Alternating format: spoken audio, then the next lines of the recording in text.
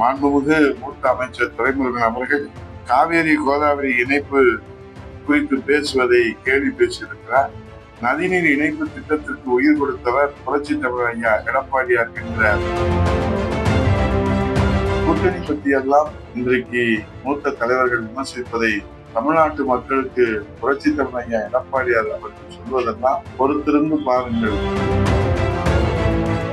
மீண்டும் ஆட்சிக்கு வந்தபின் நெசவாளர்களுக்கு நன்மை பயக்கும் வகையில் பல்வேறு திட்டங்களை செயல்படுத்த திட்டமிட்டிருக்கிறேன் என்று கூறிய மகிழ்ச்சிகரமான செய்தியில அனைத்து இந்திய அண்ணா திராவிட முன்னேற்ற கழக ஆட்சிக்கு வந்தபின் மீண்டும் முழு வேகத்தில நிறுத்தப்பட்ட பறிக்கப்பட்ட தாலிக்கு தங்கம் திட்டம் செயல்படுத்தப்படும். அந்த திட்டத்தில எல்லோருக்கும் வயிற்றில் பால் வார்க்கின்ற வகையில் நெசவாளர்கள் மூலம் உற்பத்தி செய்யப்படும் பட்டுச்சேலைகளையும் இலவசமாக மணமக்களுக்கு வழங்க திட்டம் வைத்துள்ளோம். அதை செயல்படுத்தி நெசவாளர்கள் வாழ்வில் வசந்தத்தை ஏற்படுத்துவோம். நெசவாளர்களுக்கு அரசு வழங்கும் மானியம் உயர்த்தி வழங்கப்படும். நெசவாளர்களுக்கு பசுமை வீடு கட்டி தரப்படும் என்றெல்லாம் புரட்சி தமிழ் ஐயா எடப்பாடியார் அவர்கள் அறிவித்திருப்பது இன்றைக்கு மக்கள் அனைத்து இந்திய அண்ணா திராவிட முன்னேற்ற கழகத்தினுடைய ஆட்சி புரட்சி தமிழ் ஐயா எடப்பாடியோட தலைமையிலே மலர வேண்டும் என்பதை உறுதியாக ஒரு முழு நம்பிக்கையை ஏற்படுத்தி இருக்கிறது. இதிலே விமர்சனங்களை வைப்பதிலே மட்டும் ஒன்றும் குறைவில்லை. திமுகவுடைய மூத்த அமைச்சர்கள் இன்றைக்கு புரட்சி தமிழ் ஐயா எடப்பாடியார் அவர்களுக்கு ஆதரவு அலை வீசுவதை பொறுத்து கொள்ள முடியாமல் பல்வேறு வகையிலே விமர்சனங்களை முன்வைக்கின்றார்கள். மாண்புமிகு மூத்த அமைச்சர் துரைமுருகன் அவர்கள் காவேரி கோதாவரி இணைப்பு குறித்து பேசுவதை கேள்வி பேசியிருக்கிறார்.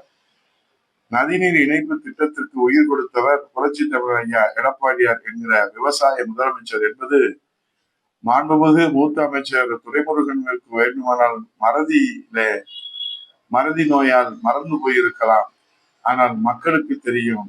நடந்தாய் வாடி காவேரி மூலம் காவேரியை தூய்மைப்படுத்துவதும், காவேரியை இந்த டெல்டா பகுதிகளிலே காவேரி பாய்கின்ற டெல்டா பகுதியிலே பாதுகாக்கப்பட்ட மண்டலமாக அமைப்பதும், காவேரி குண்டாறு வைகை இணைப்பு திட்டம் அமைப்பதும், கரிமேனியாறு நம்பியாறு இணைப்பு திட்டம் அமைப்பதும், அத்திக்கடவு அவிநாசி திட்டத்தை நிறைவேற்றியதும், அதற்கு விவசாயிகள் நன்றி தெரிவித்ததும், முல்லை பெரியாறு அணையை பாதுகாத்ததும், இன்றைக்கு மேகதாது அணையை கட்டுவதை தடுத்து நிறுத்துவதிலும் புரட்சி தமிழர் ஐயா எடப்பாடியார் அவர்கள் ஒரு விவசாய முதல்வராக, ஒரு விவசாயியாக எப்படி அவர் போராடி பாதுகாத்து வருகிறார் என்பது துரைமுருகன் அண்ணன் அவர்களுக்கு வேண்டுமானால் மறதி நோயால் மறந்து போயிருக்கலாம். ஆனால் நம்முடைய தாய் தமிழ்நாட்டு மக்கள் நன்றியுள்ள மக்கள், நன்றியோடு அதை நினைத்து அவர்கள் எல்லோரும் வரவேற்கின்றார்கள்.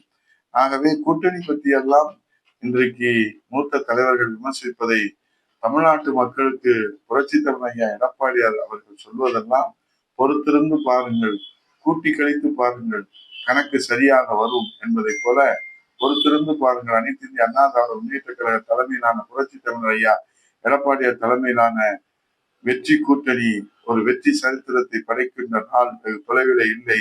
நன்றி, வணக்கம்.